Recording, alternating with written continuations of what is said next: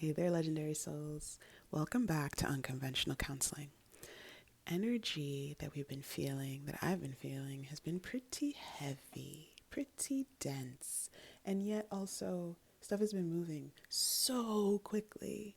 It's maybe felt hard to keep up.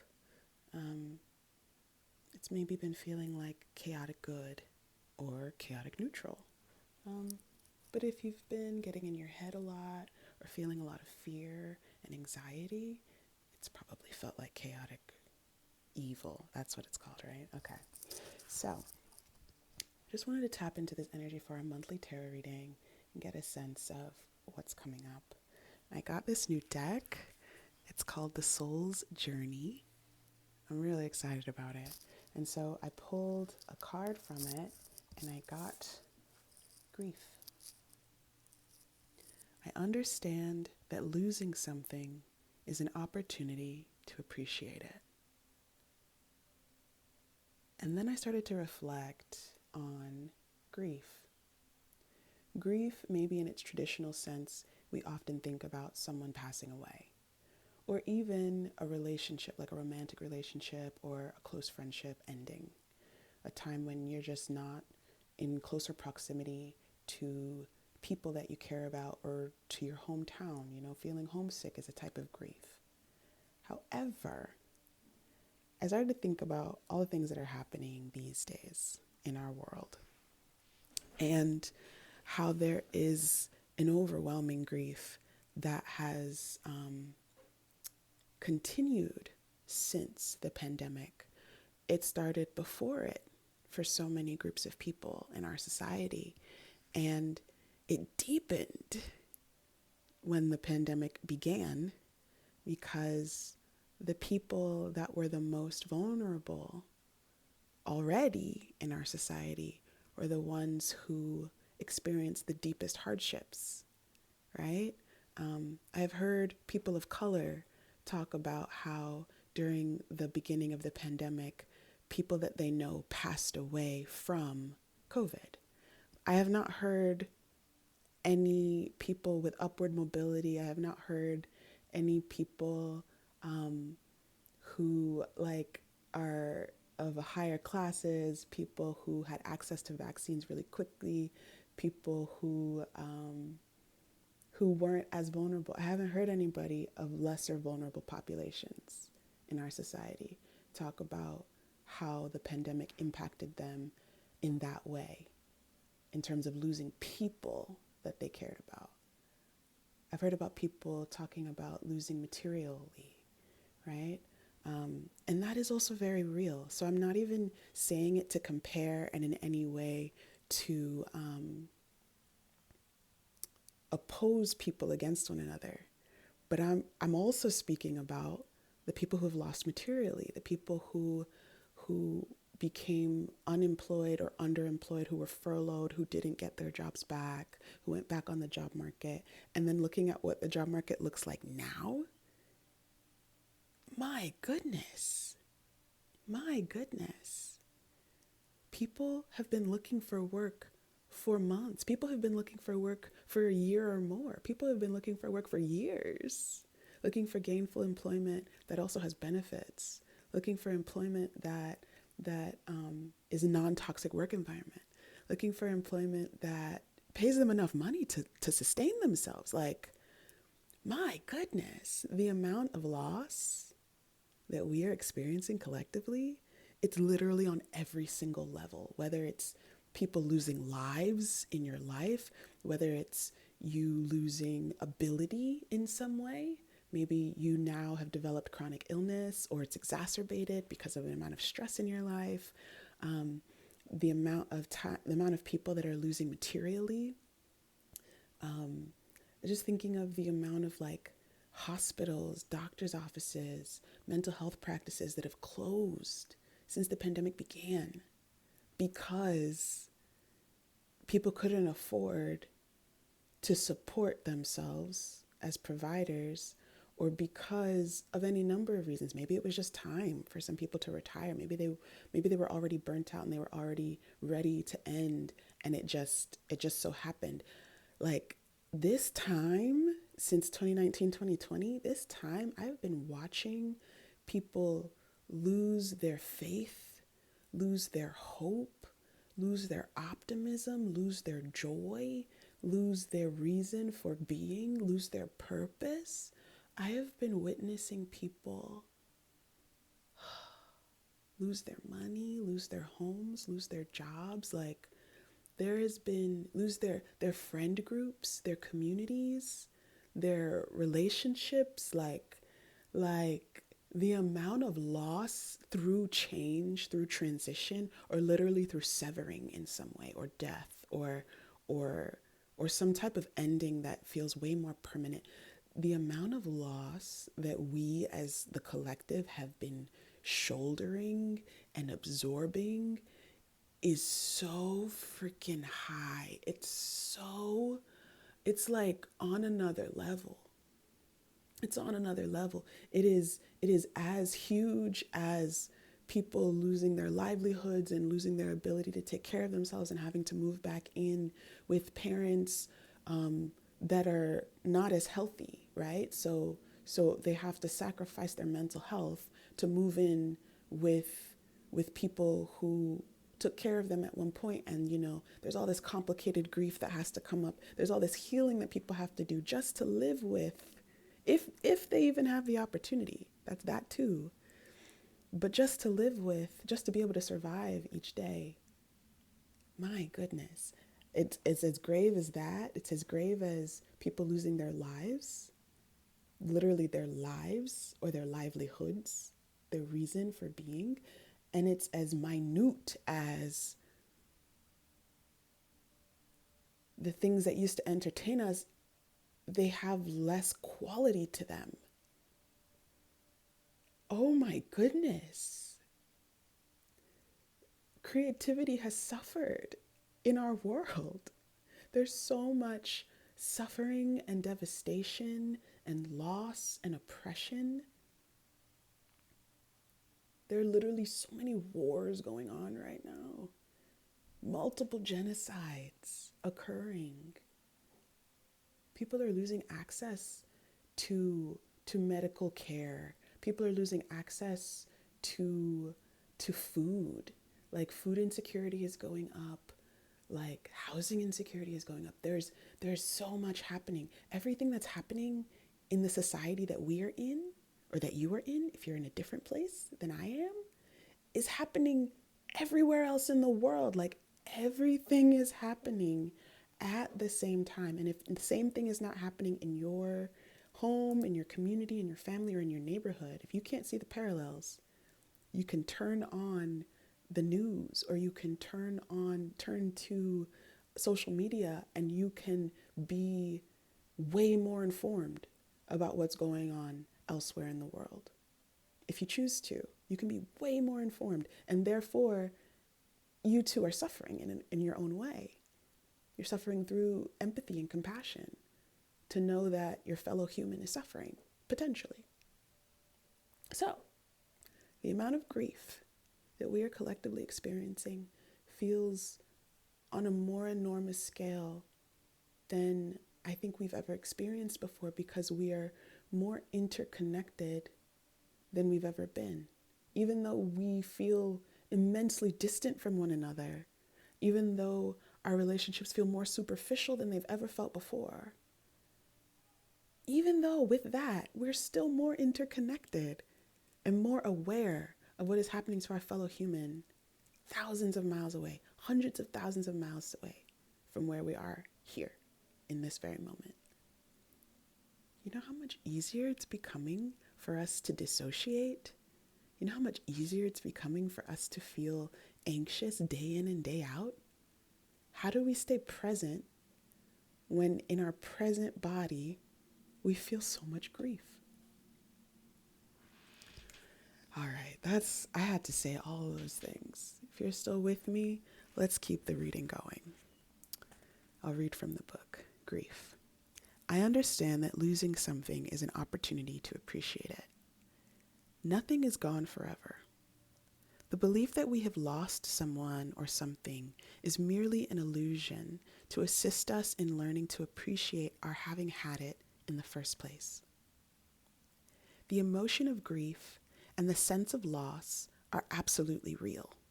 But that is the point. I'll reread that sentence. The emotion of grief and the sense of loss are absolutely real. But that's the point. The lesson of loss is not about the actual physical separation, because the parting is temporary and illusory.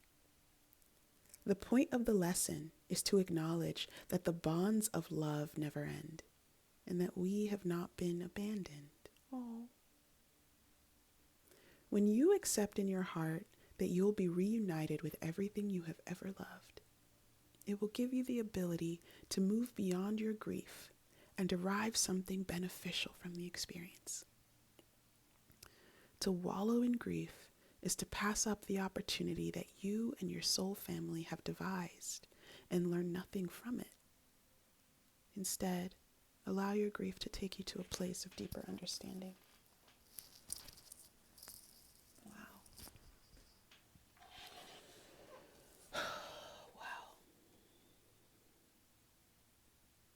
To be able to apply this lesson, this teaching, to any of the many ways that we are experiencing loss, started to bring tears to my eyes.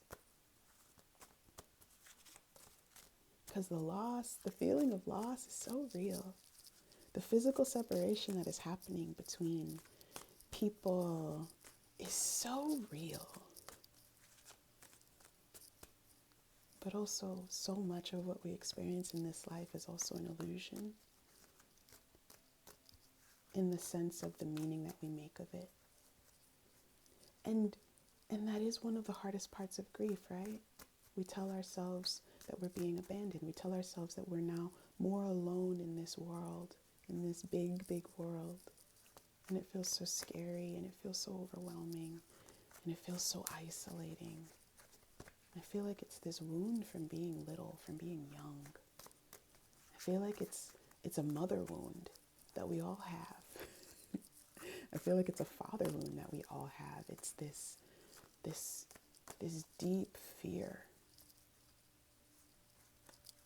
This deep, deep fear that when we lose something or someone, not only will it never return, is what we fear. We fear how we will be changed in the process. And I think we fear being alone through an abandoned sense. Like a forgottenness, like as though we don't matter. As though our feelings, our grief doesn't matter.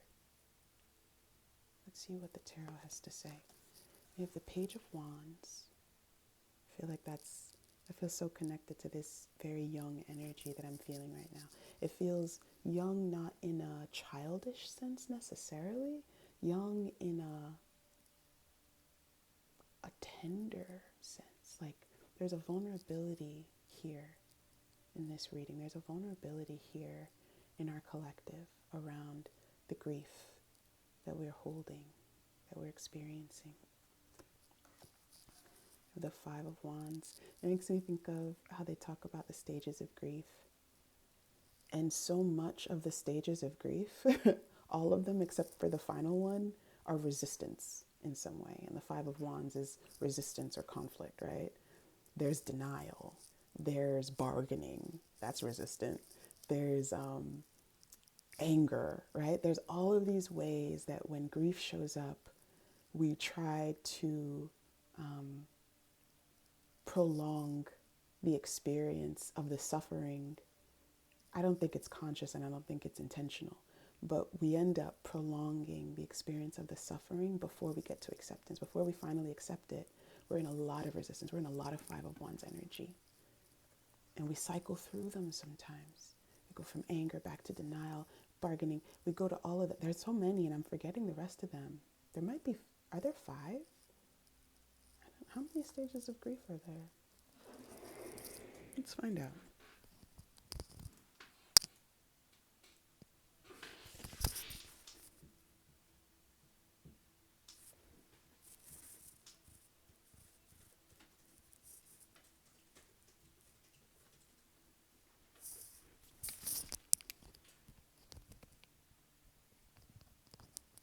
Yes, there are five. So we have the Five of Wands connecting to the five stages of grief. We have denial, we have anger, bargaining, depression, and then the fifth one is acceptance. I invite you to consider one of these five characters in here, acceptance, and to know that it is inevitable that when you actually allow grief to have its transformative effect in your world, it is inevitable that you will reach acceptance. So if you're angry right now at the world, at yourself, at other people, it makes sense. You're grieving. If you're trying to bargain right now, you're trying to do that prayer that I used to hear people do when I was in church. God, if you would just only, when I was a little kid, God, if you would just only listen to this one prayer, I'm going to pray every day. I'm going to come to church every week. I'm going to do blah, blah, blah. Like they're making these commitments that are probably hard to stick to, because I have learned through a lot of self-development practices and stuff, it is so much easier to shift your identity to become the type of person who would, let's say, pray every day or go to church every week, versus just say that you're going to do that if you get a prayer answered. That shit makes you feel like you're like cornered, and not everybody follows through on what they've said that they're going to do. So the bargaining can lead to anger too. The denial, of course, the denial, especially if you can dissociate on it. The denial, everything's fine, everything's fine, everything's fine. It's giving Get Out vibes. If you're in Get Out vibes, where you're like the woman who played the housekeeper and you're crying, but you're smiling at the same time, it's because you're grieving. Like whatever stage of grief you're in, whatever station of grief you're in, or whether you're oscillating between them and you're only lighting on acceptance every once in a while, just know it's because you're grieving. It makes sense. The Knight of Swords, in reverse. So something is coming in, something different, some change is happening. The Five of Wands also is representing change. Grief is also an extremely transformative process. So inherent within it is change. You're going to go from resistance into acceptance. There's change, so much change. But the thing is, it's going to take the time it takes. The Knight of Swords is traditionally, when it's upright, it's quick, it's fast moving. It's like, oh my goodness, this thing is happening even faster than I could expect, even faster than I could keep up with. But when we started, we said the energy right now is that there's chaos. Things are happening faster than you can expect. This grief process is going to take so much longer than you want it to. The thing is, though, it's for your highest good, and in your intuition, you can sense that. Like, you might not agree with it right now, and that's absolutely acceptable. Disagree if you must. You're in grief, right? The resistance. It's part of it. But your intuition, the Two of Swords represents intuition. Your intuition on some level, whether it's your gut, whether it's a still small voice in your mind, whether it's things that you're hearing from other people, messages that are coming to you, there is some way that a message keeps coming to you around, it's okay. You're exactly where you need to be. And here we have the Ten of Swords. Now, if there wasn't a grief card in the deck, I would say it is this one. If there was one, it's that one. It's one of, we'll say. And my deck here, the Modern Witch Tarot, has two Ten of Swordses, and one of them says everything is fine, which fully echoes that Get Out vibe that I was talking about, that Get Out movie vibe that I was talking about.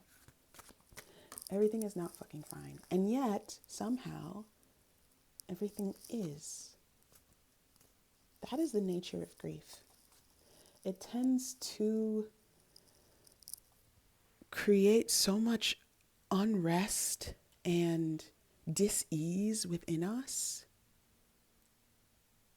because we're on a journey that is extremely uncomfortable. It's like being strapped into a roller coaster, but you don't remember getting on the ride.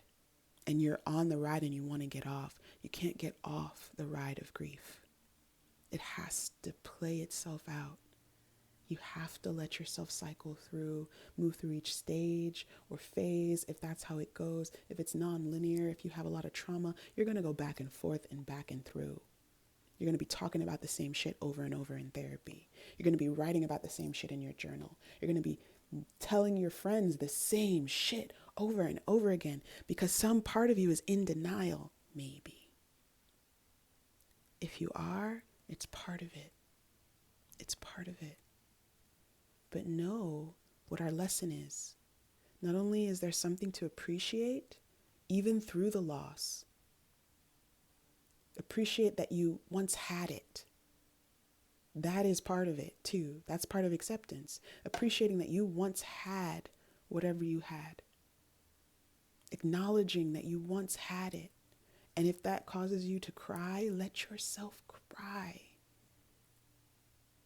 But there is gratitude to be expressed and to be practiced and to be embodied about what you once had and who you once were and what you once knew and how much simpler life once was. This that we're experiencing, this is what our elders experience.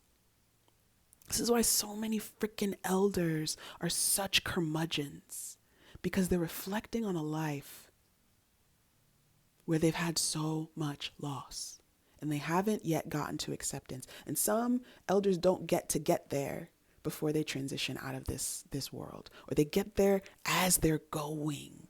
They don't get to experience the joys of life anymore. They don't get to experience the things to be grateful for. Some of them. We're experiencing an accelerated timeline in our collective. We don't have to wait until we're 70 or 80 or 90. We're mad now. We're upset now.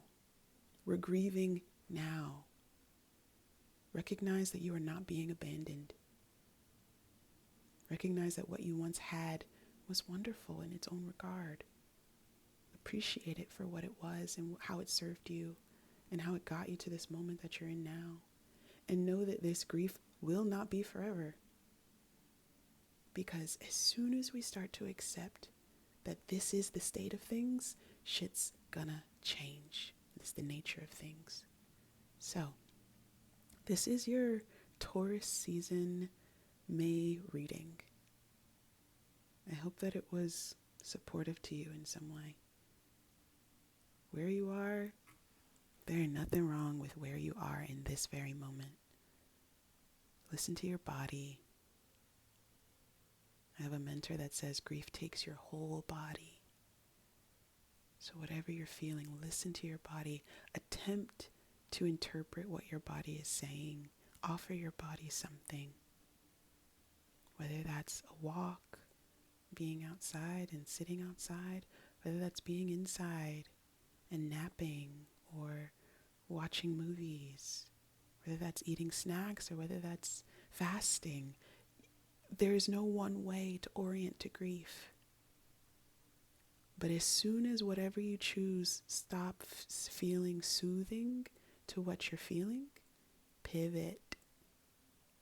Choose something else or rest. Grief also requires a lot of rest. I will catch you in the future. We'll see how we feel next month, what the energies are talking about. Take as good care of yourself as you can. And until soon, bye.